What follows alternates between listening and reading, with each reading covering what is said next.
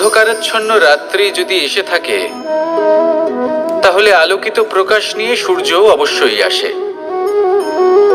রোগ যদি এসে থাকে, তাহলে তার ওষুধও অবশ্যই আসে। সমস্যা যদি আসে, তাহলে সেই সমস্যার সমাধানও নিজে থেকেই আমাদের কাছে চলেই আসে। এই সংসার, এই জীবনের শুধুমাত্র একটাই নিয়ম আছে, আর তা হলো এটাই: এই সংসার হলো একটা চক্রের মতো। এতে শাশ্বত বলে কিছু নেই, নিত্য বলে কিছু নেই। আর যা কিছুই রয়েছে সব বদলাতে চলেছে।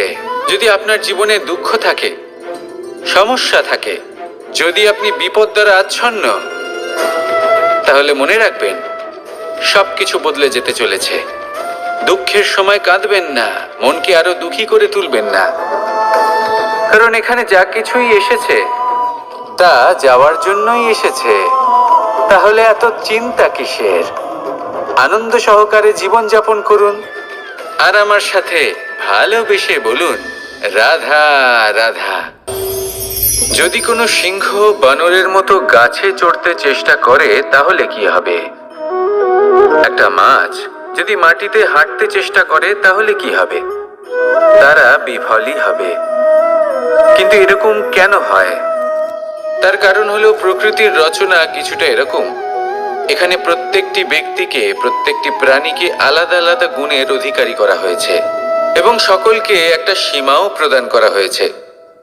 এবার এই যে বৃক্ষ, পশু, পাখি, এদের মধ্যে সেই ক্ষমতাই নেই যে এরা নিজেদের যাচাই করতে পারবে, নিজেদের সীমাগুলো বুঝতে পারবে, নিজেদের সদ্গুণগুলো চিনতে পারবে। এরা সেটা করতে পারবে না। কিন্তু মানুষ তো আলাদা। মানুষের কাছে সেই বিশেষ শক্তি আছে যে তারা পূর্ণরূপে নিজেদের যাচাই করতে পারবে, নিজেকে পূর্ণরূপে বুঝতে পারবে, নিজের দোষ, নিজের অপগুণ, নিজের সদ্গুণ, নিজেদের সীমাগুলো তারা বুঝতে পারবে। আর এটা অত্যন্ত গুরুত্বপূর্ণ। কথায় আছে যে যদি সাফল্য লাভ করতে হয়, তাহলে নিজেকে যাচাই করে নিতে হবে। তাই নিজেকে যাচাই করুন, নিজের সাথে পরিচিত হয়ে যান, এবং জীবনে কর্ম করতে থাকুন। সাফল্যের শিখরে অবশ্যই পৌঁছে যাবেন।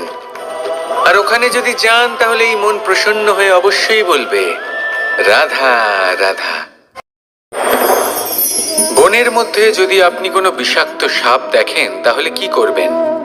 আপনি তখনই তার থেকে দূরে পালাতে চেষ্টা করবেন। আর এটা কেন করবেন? নিজের রক্ষার্থে। এই কথা আমি নয় মেনে নিলাম, কিন্তু নিজের জীবনে এটা করেন না কেন? আপনি যেখানেই যান, যে স্থানেই যান না কেন, প্রত্যেক সময়, প্রত্যেক মুহূর্তে এমন বিষাক্ত সাপ আপনি অবশ্যই খুঁজে পাবেন। আর সেই সাপ নয় যাদের আপনি বনে খুঁজে পাবেন। এরা হলো সেই সাপ যা আপনাকে পাপ করতে বাধ্য করবে। আপনার অন্তরের বাসনা, ক্রোধ, অহংকার, লোভ, ঈর্ষা, এদের বৃদ্ধি ঘটাবে। দেখুন, বনের এই সাপ আপনাকে একবার ছেড়ে দিতেও পারে, ছোবল নাও মারতে পারে, কিন্তু এই যে পাপরূপী সাপ আছে, তা অবশ্যই ছোবল মারবে। কর্ম যদি করেন, তাহলে অবশ্যই ফল পাবেন। সেই জন্য যখনই কোথাও যাবেন, যদি এমন কাউকে দেখেন, যদি এমন কিছু দেখেন যে আপনাকে পাপ করতে বাধ্য করছে, তাহলে সেই মুহূর্তে সেখান থেকে পালিয়ে যান। যেমন বনের সাপ দেখে আপনি পালাতে থাকেন। সৎকর্মের রক্ষা অত্যন্ত আবশ্যক। আসুন আর আমার সাথে ভালোবেসে বলুন, রাধা রাধা। মনুষ্য জীবনের সব থেকে বেশি গুরুত্বপূর্ণ বিষয় হলো মনের একাগ্রতা। এই সংসারের যে কটি মহান কার্য সম্পাদন হয়েছে, তা হলো মনের এই একাগ্রতার একমাত্র ফল। আপনি অবশ্যই দেখে থাকবেন, অনেক ছোট বড় নদী যা বয়ে চলে, তাদের সামনে একটা বাঁধ নির্মাণ করা হয় সেই সব নদীর জল সঞ্চয় করতে। বাঁধ হয়ে গেলে প্রয়োজন মতো বা মনের ইচ্ছে মতো তাকে ব্যবহার করা সম্ভব। এবার এটাই আমাদের মনের সাথেও সম্ভব। আমাদের মনের একাগ্রতা আজকের দিনে দাঁড়িয়ে বিভিন্ন ধরনের বিকার, ক্রীড়া এবং ভোগের মধ্যে ভাগ হয়ে গেছে। একে একত্রিত করতে হবে, একটা বাঁধ নির্মাণ করতে হবে, কর্মের বাঁধ। আপনাকে শুধু এটাই করতে হবে, যেটা উচিত কর্ম সেটাই করুন, যেটা অনুচিত কর্ম সেটা করা থেকে নিজেকে বিরত রাখুন, ব্যাস। এই কাজটাই আপনি করতে থাকুন, মনের মধ্যে একাগ্রতার বাঁধ নির্মাণ করুন।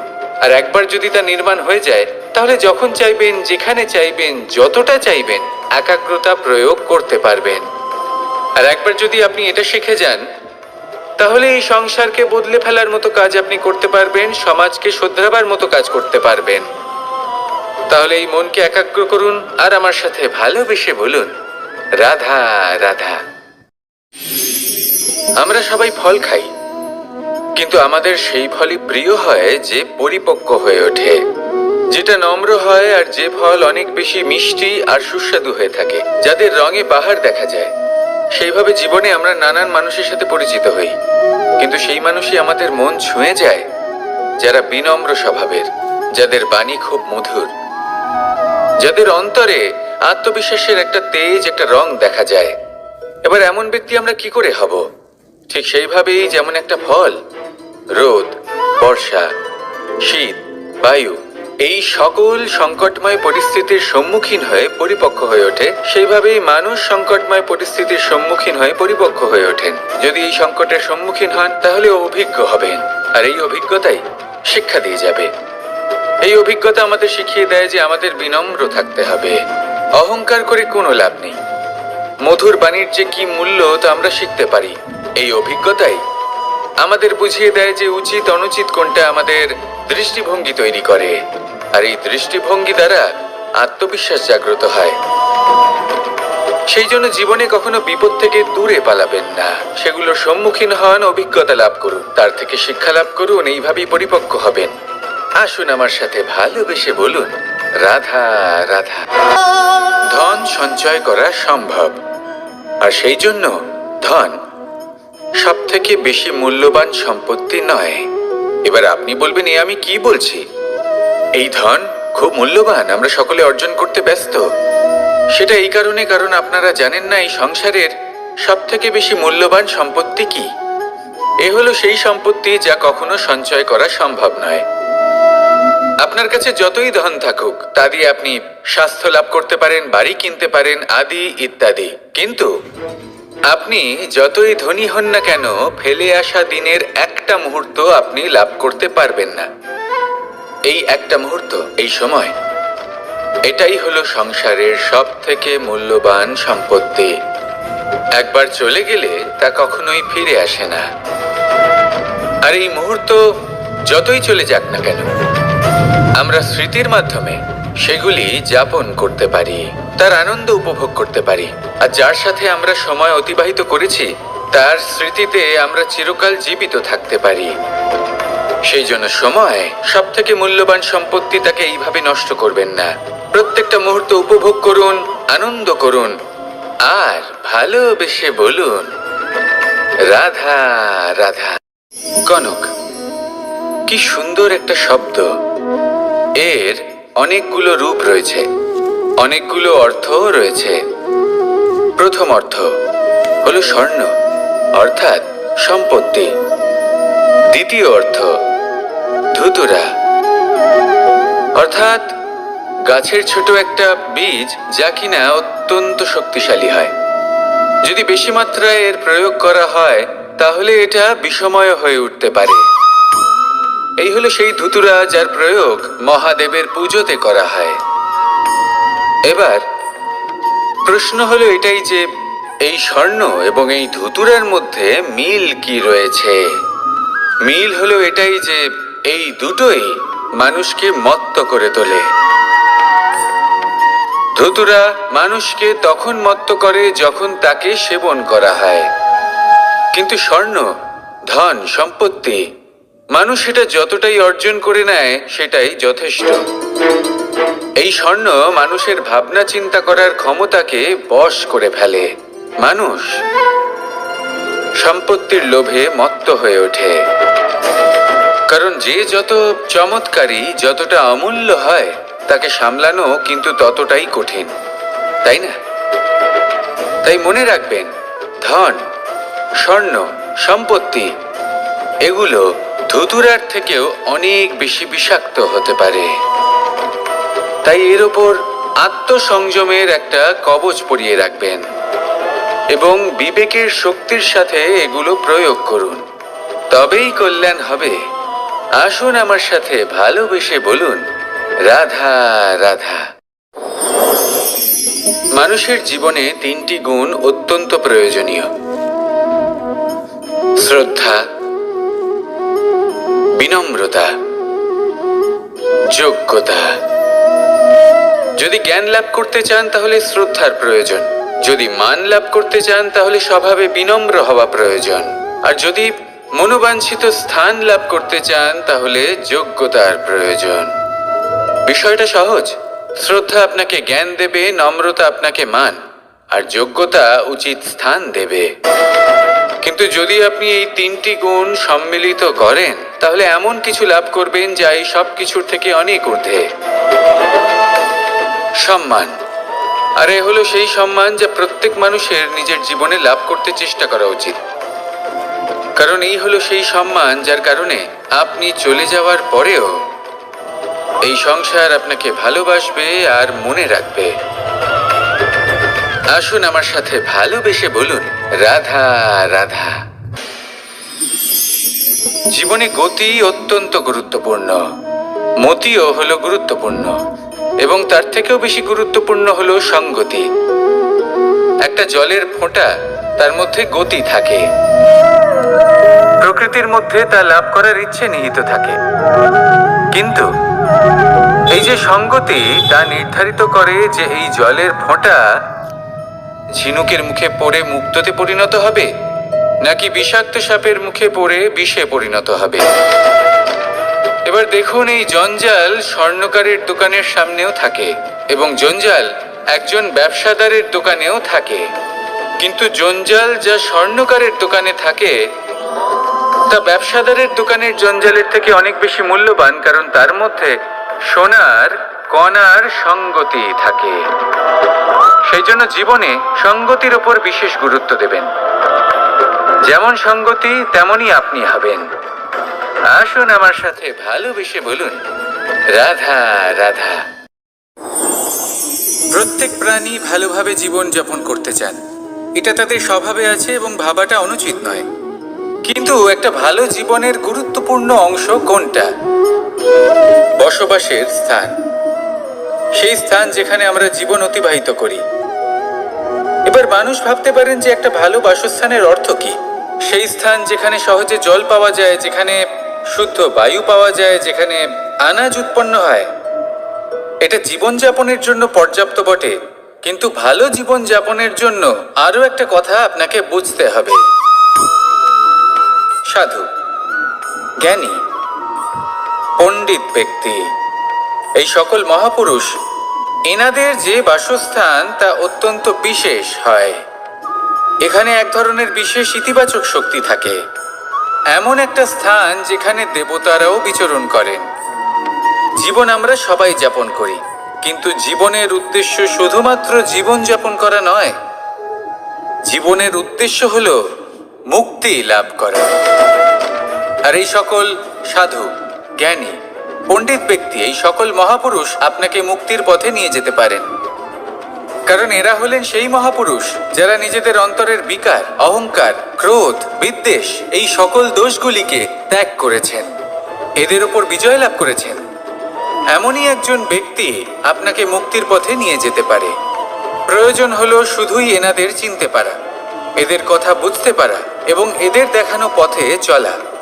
যদি আপনি এটা করতে পারেন তাহলে এই মন প্রফুল্ল হয়ে বলবে, রাধা রাধা। আমি এখানে একা এই বনে বসে আছি, বাঁশি বাজাচ্ছি। কার জন্য? কে আছেন এখানে? কেউ নেই। আমার প্রজা, আমার রাজ্য, আমার পরিবার আমার থেকে অনেক দূরে আছেন। আমি এখানে একা এই বনে বসে এই আকাশের এই রঙের, গাছের এই সব ফলের, মাটির সুবাসের আনন্দ উপভোগ করছি। কেন? আমি হলাম দ্বারকাধীশ। এমন কি রাজকীয় বা ভৌতিক সুখ রয়েছে যে আমি ওখানে পেতে পারি না? সবকিছুই পেতে পারি, তাও এখানে বনে একা বসে আছি। কোন সুখ খুঁজে চলেছি? একা থাকার সুখ। আমরা প্রত্যেক দিন অনেক মানুষের সাথে, চিন্তাধারার সাথে, কর্মের সাথে, পরিস্থিতির সাথে, সুখ দুঃখের দ্বারা বেষ্টিত থাকি। জীবনের এই চক্রে আমরা জড়িয়ে পড়তে থাকি। যতই আমরা এই সমস্যার সমাধান করি, আমরা ততই এতে জড়িয়ে পড়ি। আমরা এতটাই জড়িয়ে পড়ি যে যখন আমরা আয়নায় নিজেদের দেখি, তখন আমরা নিজেদের চিনতেই পারি না। এমন মনে হয় যেন আমরা নিজেদের হারিয়ে ফেলেছি। সেই জন্য প্রত্যেক দিন আপনি কিছু সময় নিজের সাথে কাটান একান্তে। এটা অত্যন্ত আবশ্যক। নিজের অস্তিত্বের গভীরে গিয়ে দেখতে শিখুন, নিজেকে বুঝুন। অদ্ভুত শান্তির অনুভূতি হবে। যেমন এই বায়ু, এই বৃক্ষ, এই পুষ্প, এই নিসর্গ, এদের মতো আপনিও কখনো একলা হতে শিখুন। কখনো নিসর্গের একটা অংশ হয়ে দেখুন। এই মন প্রসন্ন হয়ে বলবে, রাধা রাধা। ওমা, এ কি? আমি কখন থেকে এখানে অপেক্ষা করছি, হাত পেতে দাঁড়িয়ে রয়েছি যাতে একটা ফল আমার হাতে এসে পড়ে এবং সেটা আমি খেতে পারি। কখন থেকে অপেক্ষা করছি, কিন্তু সেটা হচ্ছেই না। এবার আপনি বলবেন যে এসব কি বলছি, এ কি অদ্ভুত কথা বলছি। যদি ফল খেতে হয় তাহলে আমাকে বৃক্ষে চড়তে হবে, ফলের কাছে পৌঁছতে হবে, তবেই তো ফল পাবো। এবারে এটা অত্যন্ত সহজ ব্যাপার, কিন্তু এই বিষয়টা আপনি নিজের জীবনের প্রসঙ্গে ভেবে দেখুন। লক্ষ্য কোথায় আছে আপনি জানেন, সেই লক্ষ্যে পৌঁছানোর পথ কি সেটাও আপনি জানেন, সেই পথে চলার ক্ষমতাও আপনার রয়েছে, কিন্তু তাও আপনি নিজের লক্ষ্য লাভ করতে পারছেন না। কেন? কারণ আপনি অপেক্ষা করছেন যে লক্ষ্য আপনার সামনে চলে আসবে, কিন্তু তা হয় না। লক্ষ্য সে যাই হোক না কেন, ধন হোক, প্রেম হোক, কোনো সম্মান হোক বা মোক্ষ হোক, যদি আপনি তার দিকে অগ্রসর না হন তাহলে ফল প্রাপ্তি অসম্ভব ব্যাপার, তা কোনোদিনই হবে না। সেই জন্য আপনার চোখের সামনে আপনি যদি নিজের লক্ষ্যকে দেখতে পান, তাহলে উঠুন এবং সেই দিকে অগ্রসর হতে শুরু করুন। নিজের অন্তরের সকল অশুভ গুণ দূর করুন, অলসতা ত্যাগ করুন, অজ্ঞানতা ত্যাগ করে দিন এবং চলতে থাকুন। অবশ্যই মনোবাঞ্ছিত ফল লাভ করতে পারবেন। মনে রাখবেন, চলতে থাকলে তবেই লক্ষ্য প্রাপ্তি হবে। অপেক্ষার দ্বারা শুধুমাত্র মৃত্যু লাভ হবে। আসুন আমার সাথে ভালোবেসে বলুন, রাধা রাধা। আমি দ্বারকাধীশ এবং আমার সভাতে বিভিন্ন সময় বিভিন্ন ধরনের মানুষ আসেন, নিজেদের দাবি নিয়ে, নিজেদের ইচ্ছে নিয়ে। কখনো কেউ ভোজন চান, আবার কখনো কেউ ওষুধ। কখনো কেউ বস্তু চান, কেউ আবার চান বস্ত্র। কারোর জ্ঞান চাই, কারোর ধন চাই, আবার কারোর বাসস্থান। অনেক সময় আমি এই অনুরোধ, এই ইচ্ছে পূর্ণ করি না। এবার আপনি এটা ভাবতেই পারেন যে কৃষ্ণ তো তাহলে লোভী, ওর কাছে তো সবকিছুই রয়েছে, তারপরেও সে নিজের প্রজার ইচ্ছে পূর্ণ করে না, তাদের সমস্যাগুলি বুঝতে পারে না, তাদের সুখ স্বাচ্ছন্দ্য প্রদান করে না। আসল সত্য হলো এটাই যে কোনো সবল ব্যক্তি, যে কোনো গৃহস্থ ব্যক্তি যে কাজ করতে সক্ষম, তার পরিশ্রম দ্বারাই নিজের প্রয়োজনগুলি এবং ইচ্ছেগুলি পূরণ করা উচিত। এটা অত্যন্ত প্রয়োজনীয়। আর এগুলো তিনি করতে পারেন শিল্প, ব্যবসা, আচরণ অথবা জ্ঞানের ভিত্তিতে। এই পথে চলতে হবে, পরিশ্রম করতে হবে, তবেই সে কিছু অর্জন করতে পারবে। এবার এমন কোনো ব্যক্তি যার এই সব কিছুতে কোনো রুচি নেই, যে কিছুই করতে চায় না, সে কিছুই অর্জন করতে পারবে না। এবার এরকম কোনো ব্যক্তিকে যদি আমি কোনো বস্তু প্রদান করি, তাহলে কি হবে? সে পরাধীন হয়ে যাবে, আর সেটা উচিত হবে না। তাহলে কি করা উচিত? তাকে পথ দেখানো, তাকে বোঝাতে হবে যে কোন পথে চলে তুমি নিজের লক্ষ্য প্রাপ্ত করতে পারবে। শিল্প, জ্ঞান, আচরণ এবং ব্যবসা, এই পথে কিভাবে চলে সেটা শেখাতে হবে। আর আমি সেটাই করি। তার ফলে কি হয়? ব্যক্তি স্বাধীন হয়ে যায়। সংসারে সে যা চাইবে তাই প্রাপ্ত করতে পারবে, কখনো কারোর থেকে কিছু চাইবার প্রয়োজন পড়বেই না। এই কথাটা সবসময় মনে রাখবেন। যখনই দান করবেন তা ভাবনা চিন্তা করে এমন ভাবে দান করবেন যাতে সামনের ব্যক্তি স্বাধীন হতে পারেন, পরাধীন নয়। আসুন আমার সাথে ভালোবেসে বলুন রাধা রাধা করতে শিখুন। পাণ্ডবরা বন থেকে এসেছিলেন। ওনাদের কাছে না কোনো ধন ছিল, না কোনো সম্পদ, না বিদ্যা। নিজের পরিশ্রমের দ্বারা ওনারা বিদ্যা অর্জন করেছিলেন, আর তার দ্বারাই সম্পদ অর্জন করলেন আর ধনও অর্জন করলেন। এই পাণ্ডব ছিলেন অত্যন্ত কুশল এবং শক্তিশালী। যুধিষ্ঠির নিজের পরিশ্রম দ্বারা এমন জ্ঞান অর্জন করেছিলেন যে এই সংসার ওনাকে ধর্মরাজ যুধিষ্ঠির অভিহিত করেছিল। দেখতে গেলে পাণ্ডবদের কাছে সবকিছুই ছিল, কিন্তু যখন বিষয় এলো আরো ধন লাভ করার, তখন যুধিষ্ঠির, যিনি পাণ্ডবদের মধ্যে জ্যেষ্ঠ, তিনি সকল পাণ্ডবদের সাথে দ্যুতক্রীড়ায় অংশগ্রহণ করে ফেললেন। এর ফলে না শুধু ধনলক্ষ্মী, ধর্মলক্ষ্মী, বিবেক লক্ষ্মীকেও হারালেন, আর শুধু তাই নয়, নিজের গৃহলক্ষ্মী দ্রৌপদীকেও হারিয়ে ফেললেন। এর কারণ কি? ভুলে গেলেন খুব সহজ একটা কথা। এই সংসারে সম্মান এবং সাফল্য দুটোই পরিশ্রমের দ্বারা লাভ করতে হয়, কিন্তু দ্যুতক্রীড়ার এই খেলা আমাদের ভাগ্যের উপর নির্ভরশীল। এই সংসারে দুটি পথ রয়েছে। একটা পথ যেখানে কর্ম এবং পরিশ্রমের দ্বারা আপনি নিজের পথ নিজেই রচনা করতে পারবেন, আর দ্বিতীয় পথ হলো যেখানে এই ভাগ্য এক মুহূর্তে আপনাকে শিখরেও পৌঁছে দিতে পারে, আবার ধূলিসাৎ করে দিতে পারে। আপনি কোন পথ বাছবেন সেই চয়ন আপনারই। আসুন আর আমার সাথে ভালোবেসে বলুন রাধা রাধা। কোনো এক সময়ের ঘটনা এটা। মা এবং বাবা হাটে গিয়েছিলেন, তখন আমি আর দাদা গিয়েছিলাম গরু চড়াতে।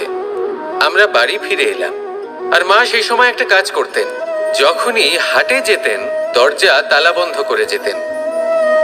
উনি খুব ভালো করে জানতেন যে যদি ওনার এই মাখন চোর সঠিক সময়ে পৌঁছে যায় তাহলে এক ফোঁটাও মাখন আর অবশিষ্ট থাকবে না। এবার ঘটনা কিছুটা এরকম হলো যে মা আর বাবা মাঝে মাঝে হাটে যেতেন, তাই মাঝে মাঝেই দরজা তালা বন্ধ করতে হতো। যখন মা আর বাবা ফিরে এলেন তখন বাবা ভুলে গিয়েছিলেন যে এই চাবির গোছা থেকে ঠিক কোন চাবিটা দরজার তালা খোলার জন্য উপযোগী। উনি চেষ্টা করতে শুরু করে দিলেন। একটার পর একটা চাবি দিয়ে উনি চেষ্টা করতে থাকলেন, কিন্তু সেই দরজার তালা তো খুলতেই চাইছিল না। ওনার মাথা থেকে ঘাম পড়তে শুরু করলো।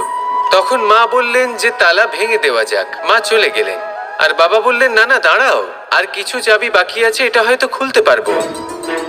মা হাতুড়ি নিয়ে চলে এলেন সেই তালা ভাঙার জন্য, আর তখনই বাবা শেষ চাবিটা প্রয়োগ করলেন আর দরজার তালা খুলে গেল। যদি উনি চেষ্টা না করতেন তাহলে এই তালাটাও ভেঙে যেত আর চাবিটাও নষ্ট হয়ে যেত, ঠিক কিনা? এবার এই ঘটনাটা আমি দেখেছিলাম, আর আমার মনে হলো যে কখনো কখনো এই চাবির গোছার মধ্যে থেকে শেষ চাবিটাও কিন্তু জীবনের দরজা খুলে দিতে পারে। সেজন্য আপনি যদি জীবনে সাফল্য লাভ করতে চেষ্টা করেন, নিজের লক্ষ্যে পৌঁছতে চান, তাহলে হার মানবেন না। হয়তো দেখবেন আপনার পরবর্তী প্রচেষ্টা বা এই অন্তিম প্রচেষ্টা আপনাকে সাফল্যের পথে নিয়ে গেল। তাই নিরন্তর প্রচেষ্টা করতে থাকুন, জীবনে সাফল্য লাভ করুন। যজ্ঞের আগুনকে শুভ বলে মনে করা হয়, আর সেখানেই চিতার আগুনকে অশুভ মনে করা হয়। এমনটা কেন হয়? এখানে বিষয়টা হলো লক্ষ্য, বিচার এবং সঙ্গের। যখন আমরা যজ্ঞ করি তখন আমাদের লক্ষ্য কি হয়? পরিবেশকে আরো পবিত্র করে তোলা, ইতিবাচক করে তোলা। আমাদের লক্ষ্য শুভ হয়। তারপরে আসে বিচার। এই পরিস্থিতিতে সেই বিচার হলো অগ্নি। স্ফুলিঙ্গ থেকে তীব্র আকার ধারণ করে সমস্ত কাঠকে পুড়িয়ে দেয় এবং সুগন্ধ ছড়িয়ে দেয়। অর্থাৎ যদি আপনার লক্ষ্য শুভ হয় তাহলে তার নিজেই শুভ বিচারধারাকে আমন্ত্রণ জানায়। এই শুভ বিচার তখনই আসবে যখন আপনার সংকল্প শুভ হবে। অন্যদিকে হলো চিতার আগুন। এর লক্ষ্য কি? একটা দেহকে পরধামে পৌঁছে দেওয়া। সবার শেষে সবকিছু আপনার উপরে নির্ভরশীল যে আপনি কোনটা চয়ন করতে চান। আপনার লক্ষ্য যদি শুভ হয় তাহলে আপনার বিচার এবং সঙ্গতি আর তার পরিণাম সবই শুভ হবে। আসুন আর আমার সাথে ভালোবেসে বলুন, রাধা রাধা। এই সংসারের প্রত্যেক বস্তুর, প্রত্যেক পরিস্থিতির, প্রত্যেক আবেগের দুটি দিক আছে। এর মধ্যে পার্থক্য করা সম্ভব শুধুমাত্র দৃষ্টিভঙ্গির দ্বারা। যদি কোনো ব্যক্তি পর্বত শিখরে দাঁড়িয়ে থাকেন তাহলে উনি এটাই দেখতে পাবেন যে এই জলের ধারা সমুদ্রের দিকে বয়ে চলেছে। আরেক ব্যক্তি যিনি সমুদ্রের কাছে দাঁড়িয়ে আছেন তার এটাই মনে হবে যে এই জলের ধারা সমুদ্রের দিকে আসছে। এখানে বিষয়টা হলো দৃষ্টিভঙ্গির, আর এটাই সময়ের সাথেও হয়ে থাকে। অনেক সময় মানুষ চিন্তিত হয়ে পড়েন, ত্রস্ত হয়ে পড়েন যে তার কাছে হয়তো খুব কম সময় আছে, তাতে তিনি অনেক কিছুই করতে পারবেন না, আর একটু সময় থাকলে খুব ভালো হতো। তিনি এইভাবেও ভাবতে পারেন যে অল্প হলেও সময় বাকি তো রয়েছে, অর্থাৎ যা অবশিষ্ট আছে তাকে সংরক্ষণও করা সম্ভব, তাতে জীবন যাপনও করা সম্ভব। আর এটা নির্ভর করছে আপনার উপর। তাই দৃষ্টিভঙ্গি ইতিবাচক রাখুন। জীবনে দুই ধরনের আবেগ রয়েছে যার কোনো মূল্য নেই। আমার কথার অর্থ এটা নয় যে এদের কোনো গুরুত্ব নেই, গুরুত্ব যথেষ্টই রয়েছে, শুধু এদের জন্য আপনাকে কোনো মূল্য দিতে হয় না। প্রথম আবেগ হলো আনন্দ, প্রসন্নতা। এটা আপনি যে কোনো জায়গায় খুঁজে পেতে পারেন যদি আপনি খুঁজে পেতে চান। আপনি কোনো পুষ্পের সৌন্দর্য দেখে প্রসন্ন হতে পারেন। বায়ুর কারণে যখন একটি বৃক্ষ শিহরিত হয় সেটা দেখে আপনি প্রসন্ন হতে পারেন। একটা ছোট্ট শিশুর কলরব শুনেও আপনি প্রসন্ন হতে পারেন। একটা ক্রন্দনরত বালককে হাসিয়ে আপনি প্রসন্ন হতে পারেন। সবকিছু আপনার উপর নির্ভরশীল। সেখানে আরেকটি আবেগ হলো দুশ্চিন্তা। মানুষ বড়ই দুশ্চিন্তা করতে থাকে। আজ আমি এই কাজ করেছি, সেই বিষয়ে চিন্তা। আজ আমি এই কাজ করতে পারিনি, সেই বিষয়ে চিন্তা। কাল আমাকে এই কাজ করতে হবে, সেই নিয়ে চিন্তা। আমি কি সেই কাজটা করতে পারবো, সেই বিষয়েও দুশ্চিন্তা। চিন্তা সর্বত্র রয়েছে, যার জন্য মূল্য দিতে হয় না। যত চান আপনি একত্রিত করতে পারেন। একটা গুরুত্বপূর্ণ কথা মনে রাখবেন, প্রসন্নতা জীবনের একটা নতুন সূত্রপাত। সেখানে দুশ্চিন্তা হলো জীবনের চিতার সমান। এবার এই দুটি আবেগ হলো মূল্যহীন, দুটোই আপনার সামনে আছে। কোনটা চয়ন করবেন আপনি, দুশ্চিন্তা নাকি প্রসন্নতা? সিদ্ধান্ত আপনারই। আসুন আর আমার সাথে ভালোবেসে বলুন, রাধা রাধা। ধন, সম্পত্তি, এগুলো আসলে কি? এগুলো শুধু সেই মূল্য যার দ্বারা আমরা কোনো কিছু অর্জন করতে পারি। এবার এই ধনের দ্বারা এই সংসারে অনেক কিছু লাভ করা সম্ভব, কিন্তু সেই সব কিছুই শুধুমাত্র ভৌতিক বস্তুই হবে, ভৌতিক সামগ্রী, ভৌতিক সুবিধা। অর্থাৎ আপনার কাছে যতই ধন থাকুক তা আপনাকে শান্তির ঘুম এনে দিতে পারবে না, আপনাকে জীবনের বাস্তব সুখের অনুভূতি লাভ করাতে পারবে না, কারণ এগুলো ভৌতিক ধন। এই ভৌতিক বস্তুই অর্জন করাতে সক্ষম। বাস্তবিক ধন কি? যদি এই প্রশ্ন আপনার মনে আসে তাহলে তার উত্তর আমি আপনাকে দেব একটা উদাহরণের মাধ্যমে। কখনো আপনি শুনে থাকবেন যে একজন পিতা আজীবন অনিষ্ট করেন, অনর্থ করেন, খারাপ কাজ করেন শুধু ধন অর্জনের জন্য। তিনি ভাবেন যে আমি ধন অর্জন করব আর নিজের সন্তানকে একটা উজ্জ্বল ভবিষ্যৎ প্রদান করব, একটা সুখ স্বাচ্ছন্দ্যময় জীবন দান করব। এবার সন্তান যখন জন্ম লাভ করে তখন সে ভাগ্যের জোরে সেই ধন ভোগ করে। যেরকম সে পায় সেরকমই তার ব্যবহার সে করে। কখনো আপনি এটাও দেখে থাকবেন যে সেই সন্তান সমস্ত ধন নষ্ট করে ফেলে, আর সেই পিতা যিনি সমস্ত ধন সঞ্চয় করেছেন, যিনি সেই ধনের প্রভু, আজ সেই ধনের প্রহরী হয়ে রয়েছেন। এবার এরকম কেন হয়? এরকম তখনই হয় যখন সেই পিতা বুঝতেই পারেন না যে তার জীবনের আসল ধন কি। সেই আসল ধন তার সন্তানকে সে দিতেই পারে না। যদি পিতা তার সন্তানকে কর্মের জ্ঞান দিতে পারেন, উচিত কোনটা অনুচিত কোনটা সেই শিক্ষা দিতে পারেন, সংস্কারের প্রকৃত শিক্ষা দিতে পারেন, তবে সেটা ধনের থেকে অনেক বেশি গুরুত্বপূর্ণ। এটাই হলো জীবনের বাস্তব ধন।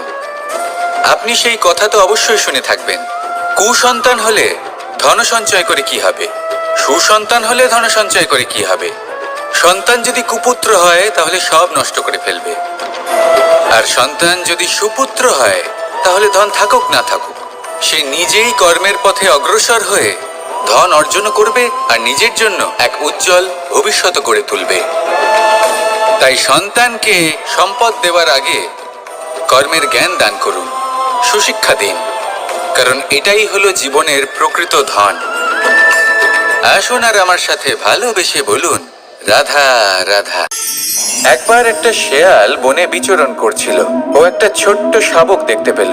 ও ভাবলো, আজ একেই আমি খাবার হিসেবে গ্রহণ করব। আশেপাশে দেখলো কেউ দেখছে না তো, কেউ ছিল না, আর সেই শাবকের উপর আক্রমণ করলো, যা হলো একটা ঘোর অপরাধ। বনের নিয়ম অনুসারে আপনি কখনোই শাবকের উপর আক্রমণ করতে পারেন না। তারপর এই খবরটা যখন রাজা সিংহ জানতে পারলেন, সভার আয়োজন করলেন। কিন্তু সেখানে শেয়াল বলল, আমি তো এরকম কিছু করিনি। কিন্তু যদি আপনি এরকম বলেন, কোনো প্রমাণ দিন, এর কোনো সাক্ষী আছে? তখন রাজা সিংহ পেঁচাকে ডেকে পাঠালেন, যে সেই মুহূর্তে বৃক্ষের শাখার উপর বসেছিল। সে সব কিছু দেখেছিল। পেঁচা সব সত্যি কথা বলল, আর শেয়ালকে মৃত্যুদণ্ড দেয়া হলো। এবার এই কাহিনী আমি আপনাকে কেন শোনালাম? কারণ মানুষও কখনো কখনো এরকম কর্ম করেন যা শিয়াল করেছে। এটা ভাবেন কেউ দেখছে না, যখন আমি অনুচিত কর্ম করতেই পারি। কিন্তু না, আপনি যাই করুন না কেন, কেউ না কেউ অবশ্যই তা দেখছে।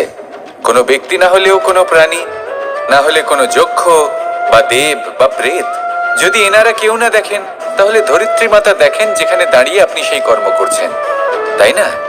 তাই একটা কথা সবসময় মনে রাখবেন, কে দেখছেন কে দেখছেন না সেই বিষয়ে ভাবা ছেড়ে দিন। এটা খুব সহজ কথা। আপনি যদি উচিত কর্ম করেন, উচিত ফল পাবেন। যদি অনুচিত কর্ম করেন, তাহলে আপনি অনুচিত ফল অবশ্যই পাবেন। সেই জন্য উচিত পথে চলতে থাকুন, উচিত কর্ম করতে থাকুন, আর আমার সাথে ভালোবেসে বলুন, রাধা রাধা। আমরা সবাই জীবনে নিজের জন্য সবচেয়ে ভালোটাই চাই, সবচেয়ে ভালো সুবিধা পেতে চাই, সবচেয়ে বেশি সম্মান পেতে চাই। কিন্তু সবার পক্ষে এই সব পাওয়া কি সম্ভব? হ্যাঁ, নিশ্চয়ই। শুধু একমাত্র বাধা সময়। আমাদের জীবনের কোনো স্থায়িত্ব নেই। তাই যদি সময়ের সদ্ব্যবহার করেন, তাহলে একটু সুবিধে হতে পারে। এবারে দেখুন, যাদের সবসময় স্বপ্ন দেখতে ভালো লাগে, তার জন্য রাত্রি কম পড়ে যায়। আর যারা স্বপ্ন পূরণ করতে চান, তাদের জন্য দিন কম পড়ে যায়। যারা সম্মান পেতে চান, তাদের জন্য সব সময় পরোপকার কম পড়ে যায়। আর যারা জ্ঞান অর্জন করতে চান, তাদের জন্য মনোসংযোগ। জীবনে যদি নিজের লক্ষ্যে পৌঁছতে চান, তবে সময়ের বিভাজন আপনাকে ঠিক করতেই হবে। মনে রাখবেন, রাধা রাধা। লোকে বলে জীবনে মেলামেশা করা অত্যন্ত আবশ্যক। এতে সম্পর্কের আধারও হয়, আবার ব্যবসাও চলে। কিন্তু সবচেয়ে বেশি গুরুত্বপূর্ণ হলো ব্যবহার। তাই এই বিষয়ে ভাবুন, আপনার জীবনে কে আপনার সাথে মেলামেশা করবে তা নিশ্চিত করে সময়। আপনি আপনার জীবনে কার সাথে মেলামেশা করবেন তা নিশ্চিত করবে আপনার হৃদয়। আপনি যাদের সাথে মিশছেন, তাদের হৃদয়ে আপনি কতক্ষণ থাকবেন তা নিশ্চিত করবে আপনার ব্যবহার। নিজের ব্যবহার ভালো রাখুন, সব ভালোই হবে। রাধা রাধা। এই ফুল দেখতে পাচ্ছেন আপনি? এটা সেই ফুল যার জীবন এই ডালে শুরু হয়েছিল। দর্শকদের চোখে প্রশংসা দেখল সে। মধুর লোভে মৌমাছিরা এলো, আর তারপর ডাল থেকে ভেঙে নিচে পড়ে গেল সে। কেন? নিয়তি এরকম কেন করলো? ভাবুন, কারণ এই ডালেই ফুল হয়ে থাকাটা এই ফুলের জীবনের লক্ষ্য কখনোই ছিল না। এবার এই ফুল হয় দেবতাদের সজ্জায় ব্যবহৃত হবে, নয় কোনো কন্যার গয়নায় গাঁথা হবে, আর নয় কারোর প্রেম প্রদর্শনের মাধ্যম হবে। দেখুন, জীবনে নিজের লক্ষ্যে পৌঁছতে হলে যাত্রাকে ভয় পেলে চলবে না। নিজের অস্তিত্ব তৈরি করতে হলে তাদের ছায়া থেকে আপনাদের দূরে যেতেই হবে যারা আপনাকে অস্তিত্ব প্রদান করেছেন। এটাই জীবনের নিরন্তর সত্য। রাধা রাধা। আমাদের সকলের জীবনে কখনো না কখনো পাথর দ্বারা আঘাত লাগেই, আর এই সংসারও আমাদের ওপরে কখনো না কখনো পাথর বর্ষণ করে। কখনো আমাদের খারাপ ভেবে, আর কখনো আমাদের অসফল ভেবে, কখনো আমাদের বুদ্ধিহীন ভেবে। কারণ অনেক আছে, কিন্তু এই পাথর দ্বারা আমরা আঘাত পাবো কি পাবো না তা সম্পূর্ণ আমাদের হাতে।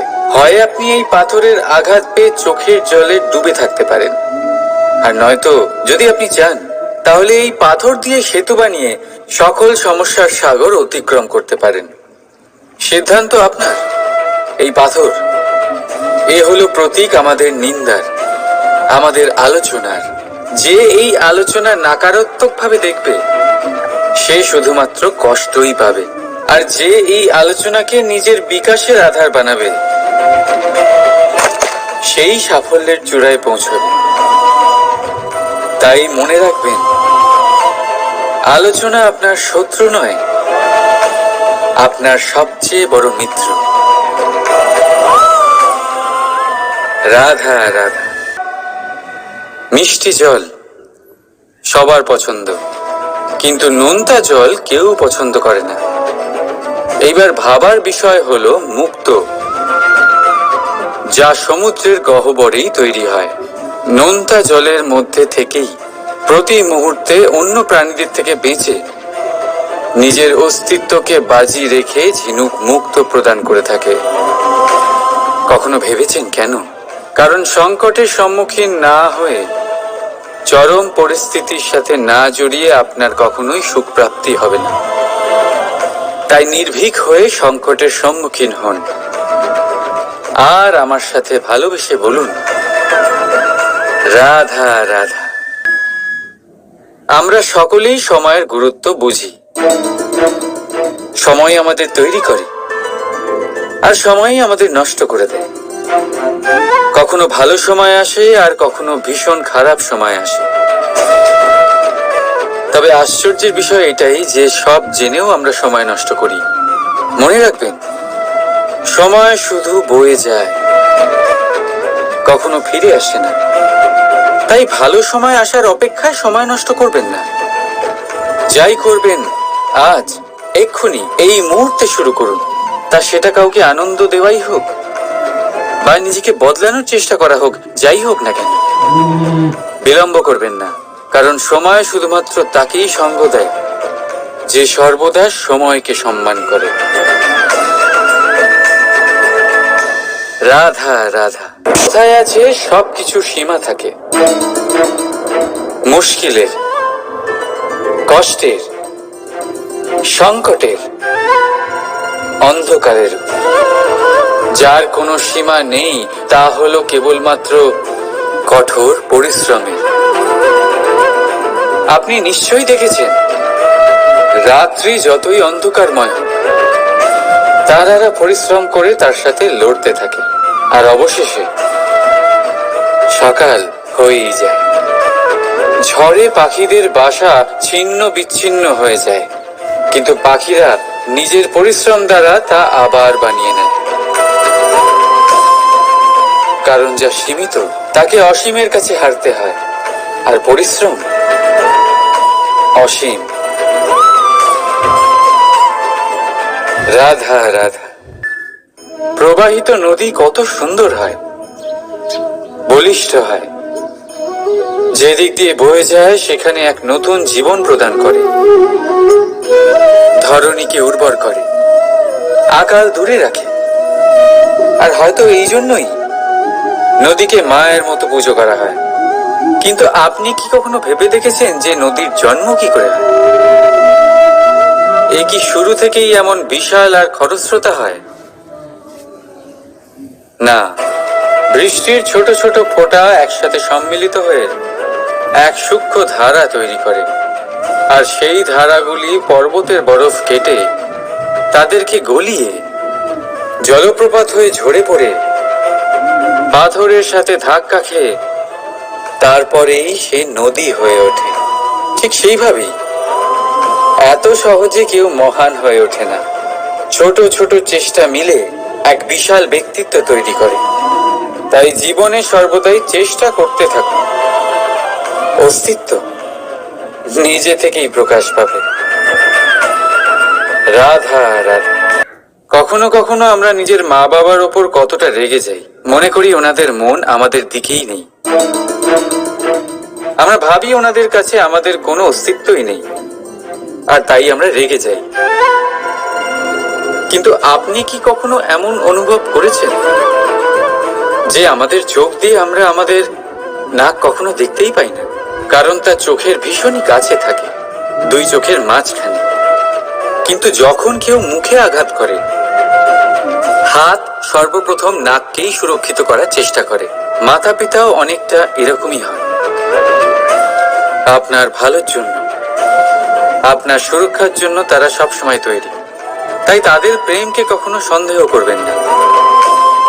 আবশ্যক নয় তাদের প্রেম আপনি সবসময় স্পষ্টভাবে দেখতে পাবেন, কারণ এই এক এমন প্রেম যা সর্বদাই আপনার সাথে ঢাল হয়ে আপনার রক্ষা করতে থাকবে। রাধা রাধা। বাবুল গাছ কত বিশাল আকার হয়, পিপুল গাছও বিশাল আকার হয়। কিন্তু আপনি কি কখনো ভেবে দেখেছেন যে কেন বাবুল গাছ কেটে তা ব্যবহার করা হয়, আর কেনই বা পিপুল গাছকে পুজো করা হয়? এই জন্যই, কারণ পিপুল গাছ তার নিচে বসে থাকা পথিককে ছায়া প্রদান করে, নিজের ডালে অসংখ্য পাখিদের আশ্রয় দিয়ে থাকে, কাউকে কাঁটা ফুটিয়ে দূরে সরায় না, বরং তাকে শীতল ছায়া দিয়ে তার ক্লান্তি দূর করে। এই সংসারে যদি আপনি সম্মান পেতে চান, তবে পিপুল গাছের মতোই হতে হবে। কিছু দিতে শিখুন, আনন্দ, সুখ, শীতলতা দান করতে শিখুন। আর কাঁটার মতন কাউকে কখনো কষ্ট দেবেন না। সম্মান স্বয়ং হেঁটে আপনার কাছে আসবে। আর মন প্রসন্ন হয়ে বলবে, রাধা রাধা।